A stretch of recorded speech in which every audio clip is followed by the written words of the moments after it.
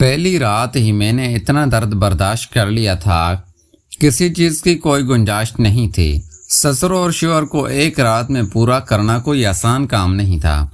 جب میں پہلے ماہ حمل سے ہوئی تو خوش ہونے کے بجائے پریشان ہو گئی۔ میرے ذہن میں اپنی چھوٹی بہن کا چہرہ گھومتا رہتا تھا جس کی شادی میرے دیور سے ہوئی تھی۔ میں سوچتی تھی کہ وہ یہ سب کیسے برداشت کرے گی۔ وہ تو بہت نازک اور معصوم لڑکی ہے، اور پہلی رات دو مردوں کا مقابلہ کیسے کرے گی؟ آخر شادی کا دن بھی آ گیا۔ میری چھوٹی بہن دلہن بن کر بہت خوبصورت لگ رہی تھی۔ جب رسم کرنے کے لیے میری چھوٹی بہن کو سسر کے کمرے میں بھیجا گیا تو میں نے رسم کرنے سے منع کر دیا۔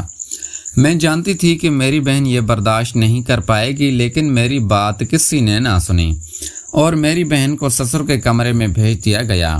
میں آدھی رات تک جاگتی رہی، نیند میری آنکھوں سے کوسوں دور تھی۔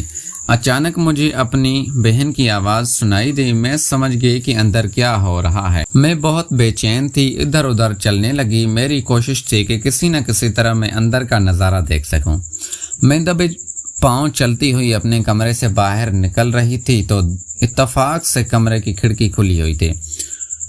میں نے کھڑکی کے پاس گئی اور اندر کا منظر دیکھنے لگی، لیکن جو میں نے اندر دیکھا میرا تو منہ کھلا کا کھلا رہ گیا، کیونکہ سسر اور دونوں ایک ساتھ۔ میرا نام فضہ ہے، میرا تعلق ایک کھاتے پیتے گھرانے سے ہے۔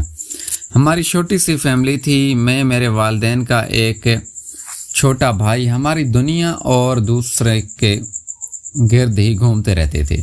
زیادہ باہر جانا ہونا مشکل مجھے پسند ہی نہیں تھا، اور نہ ہی ان سب چیزوں کی اجازت تھی۔ بس اسکول سے گھر، گھر سے اسکول۔ جب کالج میں آئی تب بھی برقع پہن کر کالج جاتی، اور کالج سے گھر میری کوئی دوست بھی نہیں تھے۔ نہ میں نے پڑھائی کے علاوہ کسی چیز میں دلچسپی دکھاتی تھی، کیونکہ میں جانتی تھی میرے ابا نے خاندان والوں کی مخالفت موڑ کر مجھے پڑھانے کا فیصلہ کیا تھا، اور میں اپنے باپ کا سر نیچا ہونے نہیں دینا چاہتی تھی۔ میں خاموشی مزاج تھی، مگر ہر چیز پر گہری نظر رکھتی تھی اور خاموشی سے ہر چیز کا تجربہ کرتی تھی۔ مگر میری بہن مریم بہت زندہ دل ہنس کر لڑکی تھی، اس سے بہت محبت کرتے تھے، وہ سب کی لاڈلی تھی۔ ہم دونوں بہنوں کی آپس میں بہت دوستی تھی، کیونکہ ہمارا اور کوئی دوست نہیں تھا۔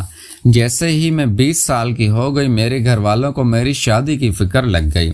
ہمارے خاندان میں جلدی ہی شادی کی جاتی۔ ایک گاؤں تھا جو کہ بہت پسند نما تھا۔ کوئی شادی یا دونوں صورتوں میں گاؤں جانا پڑتا، صرف ہمیں نہیں بلکہ جس شہر میں ہمارے دوسرے رشتے دار تھے سب بھی ان موقعوں پر گاؤں آ جاتے تھے۔ اندر ہی اندر سب ان رسم و روایتوں سے عاجز تھے، مگر کوئی کچھ بول نہیں سکتا تھا۔ بس رسموں سے جو رسمیں چلتی آ رہی تھی ویسے ہی چل رہی تھی۔ ان میں کافی لوگ پڑھے لکھ کے اعلیٰ عہدوں پر فائز ہو گئے، مگر آج تک کوئی یہ رسم رواج تبدیل نہیں کر سکا۔ در حقیقت ہمارے والدین بھی ان رسموں سے پرستاری خوشی خوشی کرتے تھے، مگر میرے جیسے نوجوان نسل بیزار نظر آتے تھے۔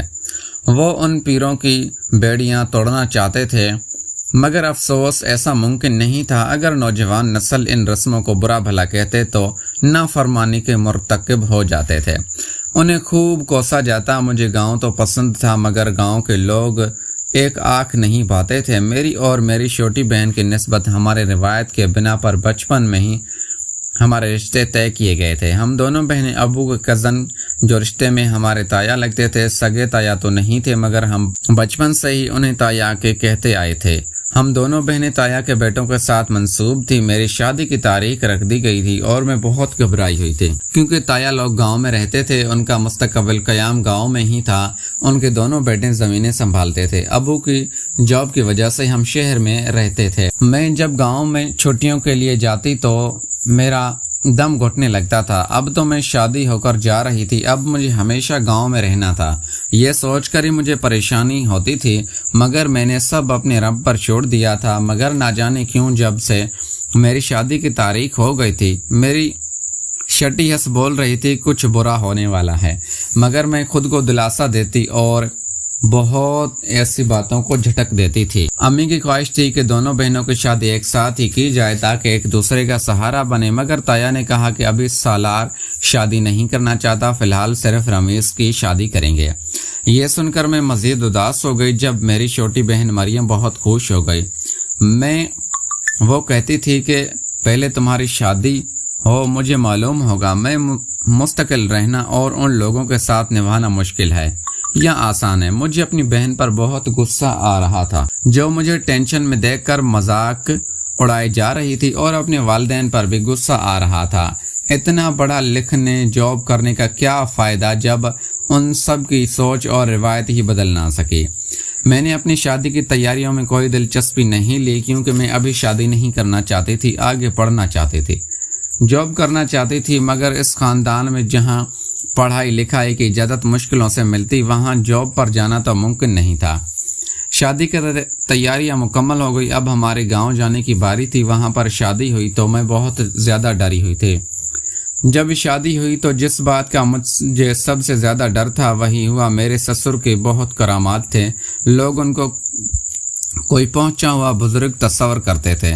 جب بھی کسی کی شادی ہوتی تو ہونے والی دلہن کو میرے سسر کے پاس چھوڑ جاتے تاکہ سسر دلہن پر دم دورہ کرے اور دلہن بخت والی بن جائے اور جلدی حاملہ ہو جائے، اور پھر شادی کے 1 ماہ بعد ہی وہ حاملہ ہو جاتی اور پورے سسرال میں اس کی واہ واہ ہوتی، اور سب سمجھتے ایسا میرے سسر کی دعا کے برکت سے ہوا ہے۔